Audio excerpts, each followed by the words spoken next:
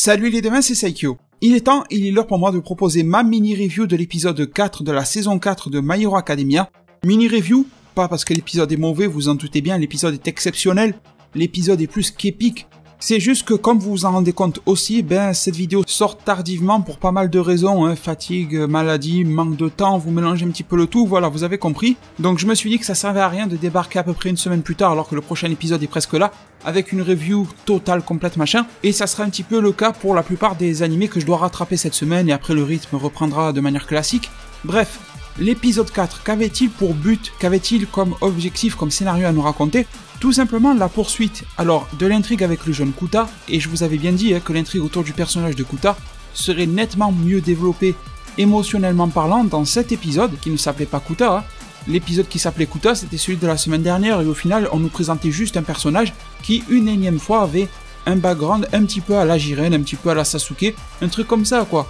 Avec quelques détails qui changent, tu pourrais prendre Ryogi de Boruto, enfin beaucoup de bonhommes, tu vois, sans vraiment s'en servir pour une raison quelconque ou une certaine finalité. Sauf que là, vous avez compris quelle était la finalité, sublimer la notion de héros et montrer que même s'il y en a beaucoup dans ce nouveau monde de My Hero Academia qui se la pètent, qui en profitent pour faire des bêtises, enfin, des bêtises, vous m'avez compris, pour se pavaner, on va dire ça comme ça. J'ai l'impression un petit peu que les héros de My Hero Academia, il y en a beaucoup, ou peut-être que c'est juste une minorité bruyante, je ne sais pas, mais en tout cas, ça, ce que je veux dire correspond un petit peu à l'idéologie de Stein, le tueur de héros, dans le sens où beaucoup se pavanent, c'est un petit peu des héros Instagram, tu vois, qui essayent de bien s'afficher, mais pas forcément de bien réussir dans leur métier, de bien faire leur boulot, ou alors de prendre les tâches les plus faciles, mais de faire croire qu'ils sont forts, qu'ils servent à quelque chose. Et c'est contre ce genre de gars-là que Kuta en veut et déteste leur pouvoir. Bien sûr, en ayant vécu le trauma de un super méchant avec des capacités supérieures, musculaires, supérieures à ses parents, les a tués tout simplement dans un combat. Donc Kuta mélange un petit peu la personne traumatisée par les pouvoirs de héros qui lui ont été néfastes, c'est le cas de le dire, plus l'idéologie de Stein. L'idéologie de Stein se retrouve dans ce jeune garçon et c'est intéressant, sauf que ça se retrouve d'une autre manière, mais au final les deux n'aiment pas les héros, on est bien d'accord, sauf que un emploie des moyens moins radicaux que l'autre. Bon, en même temps Kuta est très jeune, donc imaginez Kuta plus grand, ça aurait pu faire un super vilain de Kuta. Sauf que maintenant on sait que non, étant donné qu'il a trouvé son héros. C'est Mandalay qui lui en avait parlé, elle lui avait fait le speech et tout ça. Un jour tu vas te faire sauver, machin machin. Bon, peut-être qu'à terme il n'aura plus besoin de se faire sauver, étant donné que lui aussi dispose d'un alter, similaire à celui des Water Horse, ses parents, donc de l'eau. Pour le moment un alter peu développé, et certains se diront mais merde, il a fait un petit jet d'eau encore pire qu'un carapuce. C'est normal parce que ce petit jeune a toujours rejeté les alters, a toujours rejeté son alter, et en plus, le fait de l'avoir rejeté fait qu'il a toujours vécu comme un humain normal sans le développer, sans l'entraîner. Donc il est jeune et en plus il ne l'a jamais stimulé, entraîné, donc c'est normal qu'il sorte un petit jet d'eau. Forcément qu'après l'avoir entraîné, ce jeune Kuta, on pourra même le revoir si My Hero Academia se poursuit plus tard. Une espèce de version Shippuden, tu vois, avec Izuku qui serait adulte, ça serait intéressant de voir Kuta débarquer. Ça c'est clairement le truc que One Piece ferait, te montrer un jeune comme ça, dans le désarroi, etc. Et tu l'oublies, et il redébarque dans la série. Oda dans One Piece te l'aurait fait. Après dans My Hero Academia, je ne sais pas, mais ça serait intéressant. Voire même que ça soit lui le prochain numéro 2 des super-héros, genre le prochain Endeavor, parce que le futur numéro 1 c'est un petit peu trop cliché, et puis on s'attend à ce que cette place-là appartienne au One for All. Donc tout ça a été bien amené, bien malaxé je trouve dans cet épisode-là, surtout que ça a été lié avec le personnage de Izuku. Donc d'une histoire basique, on en a fait quelque chose d'un petit peu plus développé, certes encore cliché, le héros qui vient le sauver c'est cliché, mais on en a fait quelque chose de fort émotionnellement, des travers scénaristiques qui sont connus, il n'y a rien d'extrêmement nouveau dans ce qui nous a été présenté ici. Des histoires de ce type-là, on en a vu dans beaucoup de films, de séries, d'animés, etc.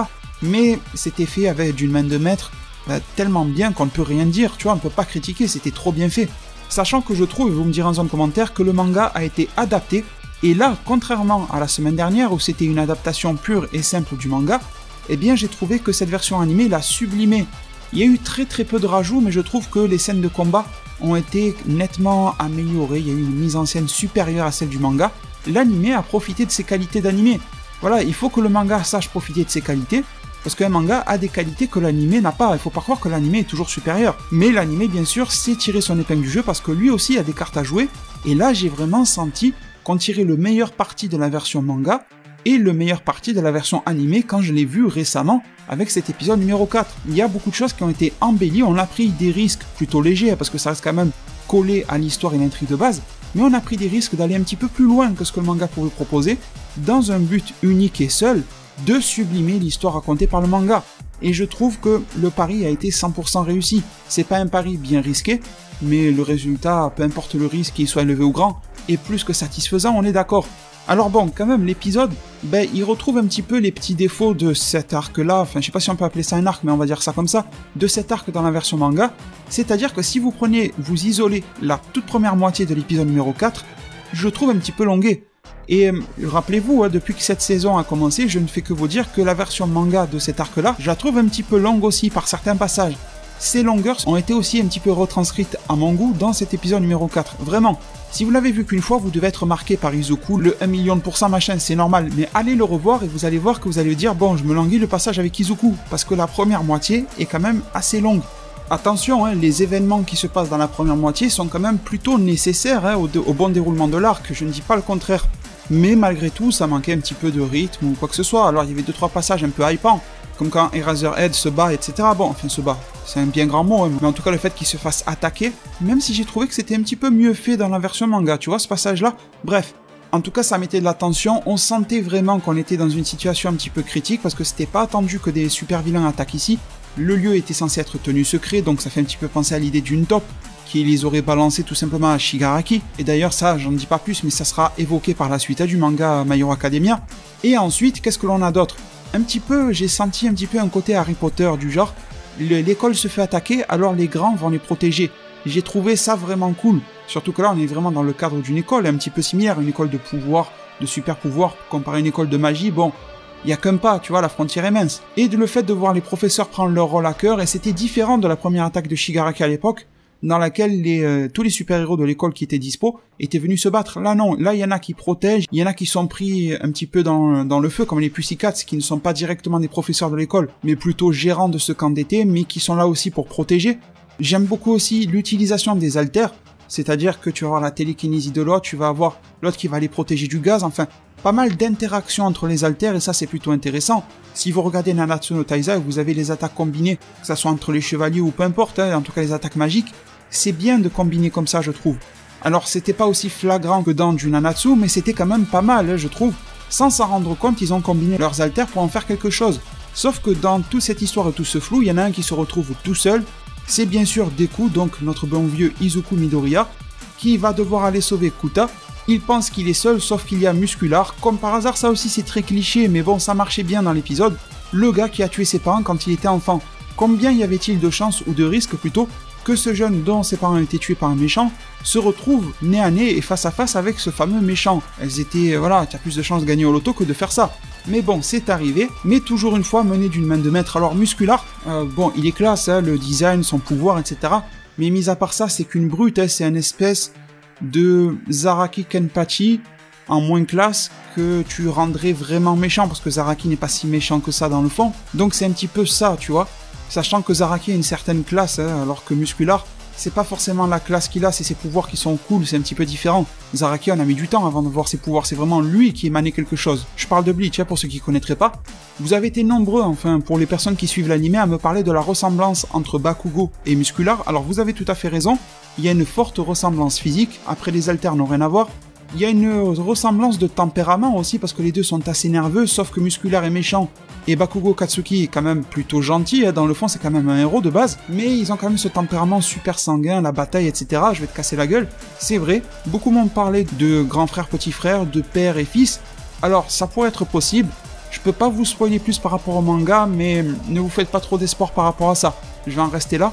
C'est vrai que Muscular dit qu'il est venu pour chercher Bakugo, mais ce n'est pas directement lié à lui. Écoutez aussi toutes les autres, il faut pas se focaliser en fait, sur une seule phrase. Écoutez les autres phrases qu'il dit. Il dit « Je suis passé par là par hasard, je venais là pour avoir un point d'observation. Moi, j'ai suivi cette attaque avec l'escadron Genesis juste pour tuer quelques personnes. » Vous avez entendu tout ça? Le mec prend cette histoire à la légère, il est venu pour massacrer des gens. Il n'est pas venu dans un objectif personnel.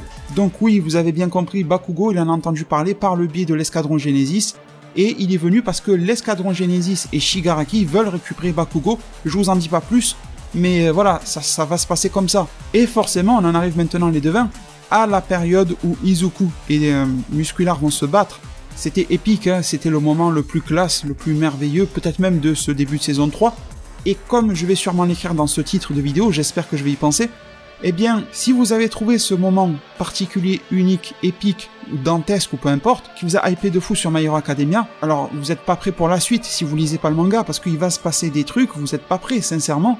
Ce que vous venez de voir n'est qu'un échantillon, n'est que le début de ce qui va se passer dans la suite et dans le prolongement de cette saison 3 de My Hero Academia. Soyez bien prêts, soyez à l'affût. Je vous avais dit, pour ceux qui étaient là dans ma review d'épisode 1 de My Hero Academia, que ça serait sûrement une saison un petit peu clé pour cette franchise My Hero Academia, pour en faire une œuvre culte ou pas, et je vous avais dit tout dépendra de la qualité de la saison 3. Et bon, ce que je vous ai dit en épisode 1 est en train de se confirmer, comme quoi on pouvait avoir confiance en cette série-là, et si vous reprenez ce que je viens de dire, ce passage Izuku musculaire, en termes de mise en scène et d'intensité, il est assez ridicule comparé à ce qui va se passer dans la suite de la série. Alors il est important dans l'histoire, mais je parle vraiment de la mise en scène du combat. Comparé à ce qu'on va vous mettre dans les yeux plus tard, vous n'êtes pas prêts. Donc si c'est déjà en train de s'installer comme un manga, un animé mémorable, imaginez ce que ça va devenir quand la suite de la saison va concrétiser l'essai. Par contre, oui, écoutez-moi bien, ce combat-là est très important en termes de scénario parce que je trouve que ce combat-là, eh bien, il y a un avant et un après pour Izuku Midoriya. Je trouve vraiment que le personnage change à partir de ce moment-là, alors ne vous attendez pas à le voir changer du tout au tout. Il va pas se mettre une cape et fonder la Katsuki, non, c'est pas ça. Mais je trouve qu'il va prendre un grade d'évolution, de maturité, je ne sais pas, peu importe. Alors le personnage de Kuta va évoluer, vous en doutez bien. Maintenant, il accepte les héros, il les aime même vu qu'il a trouvé son héros. Mais le personnage de Midoriya, qui a failli frôler la mort, qui a commencé à s'excuser par rapport à sa maman, par rapport à All Might et tout ça, d'un coup il s'est repris, il y a eu même cette petite phase, un petit peu à la Gollum, t'as vu, il se parlait, mais j'ai trop peur, non fais-le, mais j'ai trop peur, vas-y, bats-le. Tu vois, c'était vraiment un truc Gollumesque, ça, de Seigneur des Anneaux, le Hobbit et tout ça. C'était intéressant de le voir comme ça, jusqu'à une des deux façades du personnage, la partie courageuse qui veut défendre ses amis, juste après que Kuta ait sorti son alter. L'alter de Kuta n'a rien fait, c'était un jet d'eau, c'était un petit jet de pisse, ça. Mais psychologiquement, ça a remotivé Midoriya, et en plus ça lui a donné une toute petite ouverture, pour y aller à fond. Donc psychologiquement, le personnage a terriblement évolué. Il a pris conscience, Midoriya lui-même, de ce que c'est d'être un héros, de ce que c'est psychologiquement, et physiquement, psychologiquement, parce qu'il a vu les enjeux. Il a été confronté à une vraie situation, tout seul, personne ne peut le sauver, aucun moyen de contact, face à un mec qui est plus balèze que lui, il faut le dire de base, plus âgé, tout ce que tu veux. Et en plus, il a su comment mieux maîtriser ses pouvoirs. Cette mini-review est en train de s'éterniser. C'est pas bien grave, les devins, c'est la hype qui parle. Tout simplement parce qu'on a eu un Izuku qui a utilisé son fameux 5% de, j'allais dire, d'Ultra Instinct. Non, Dragon Ball Super, c'est terminé pour le moment. De One for All. Forcément, ça n'a servi à pas grand-chose, même si Musculaire a pu reconnaître ses capacités et lui dire qu'il était plutôt pas mauvais. Le pouvoir ensuite, le One for All 100% qu'il a utilisé à 2 reprises. La deuxième était complètement épique. Enfin, les deux étaient épiques, mais la deuxième était prenante, tu sentais que Midoriya était en train de perdre, il pleurait, il s'excusait. Ensuite, la phase clé avec Kuta qui donne un petit peu le changement au combat. Et derrière, t'as Izuku qui utilise le One for All à 1 million de putain de pourcents en se rendant compte, et je trouve que c'était peut-être un tout petit peu moins développé et appuyé que dans le manga. Si vous voulez, là j'ai senti que c'était Midoriya dans l'anime qui voulait lui-même dépasser ses limites en se référant à All Might, à une simple phrase en fait de All Might, un héros doit toujours se dépasser, je sais pas quoi, alors que dans le manga, j'ai eu l'impression que Izuku, je sais pas comment dire, prenait un petit peu plus conscience de ce que fait concrètement All Might dans un combat, en se disant, mais putain, All Might, il se bat pas à 100%, il se bat toujours à 200, 300, 500, 1 million, tout ce que tu veux de pourcents. C'est comme ça qu'il gagne. Je trouvais que c'était un petit peu mieux expliqué, alors que ça dure 2-3 cases dans le manga, ça dure pas 15 pages, hein, que dans l'anime. C'est pas un reproche, c'est juste un choix artistique, c'est juste un choix de développement, qui se tient dans les deux cas. Mais c'est bien vraiment d'avoir les deux visions, de lire le manga, de voir l'anime. Vous avez une expérience My Hero Academia complète. Sincèrement, je vous le conseille. Bien sûr, il y aura toujours des incohérences à mes yeux, parce que normalement, Izuku n'a pas encore suffisamment développé pour l'utiliser à 1 million de pourcents. Et si on suit la logique, on se la joue un petit peu façon débat de puissance dans Dragon Ball, et bien tout simplement on pourrait se dire que 5% c'est plutôt gérable pour des coups. 100% c'est la merde, vous avez vu, il a brisé son bras. Il le refait avec un bras brisé en utilisant le 1 million. Vous comprenez la différence entre 100 et 1 million quand même. Normalement, à 1 million, dites-moi ce que vous en pensez, mais son bras devrait être complètement pulvérisé, il devrait même plus avoir de bras. L'infirmière dans son école ne devrait avoir rien à soigner. Là, il faut appeler Inoue de Bleach pour qu'elle le reconstitue, c'est pas possible. Il faut lui mettre le bras bionique du collègue à Captain America, tu vois, c'est pas possible. Mais bien sûr, scénaristiquement parlant, il fallait pas lui faire perdre son bras parce qu'il en a bien besoin par la suite. Et même si par la suite, si vous avez lu le manga, vous savez qu'on va comprendre un petit peu quelles sont les répercussions de ce combat-là sur Izuku, je trouve que le 1 million de pourcents c'était soit un choix trop élevé, ils auraient pu dire, je sais pas moi, 200%, ça aurait fait un gros effet, tu vois, tu te serais dit putain, il se bat à 200%. Déjà, ça marchait bien, 1 million, alors c'est un truc de fou, c'est le fanservice, c'est la hype, mais les effets derrière, les effets négatifs, ne sont pas si perceptibles que ça. C'est le petit défaut que je pourrais reprocher, même si je vous l'ai dit, c'était mené d'une main de maître et je n'ai pas de reproche réel à faire. Cette mini-review est devenue une review par la force des choses, mais sincèrement, si j'étais parti dans l'idée d'une review, je peux vous assurer que j'aurais fait une review peut-être qui aurait duré le double, donc on va considérer ça comme une mini façon Saikyo, on va dire ça comme ça. Bref, les devins, je vous ai dit tout ce que je vous avais à dire dans cette pseudo-mini-review de l'épisode 4 de My Hero Academia. Merci énormément pour votre continuel soutien. Prenez tous très bien soin de votre futur et à plus pour de prochains arts divinatoires.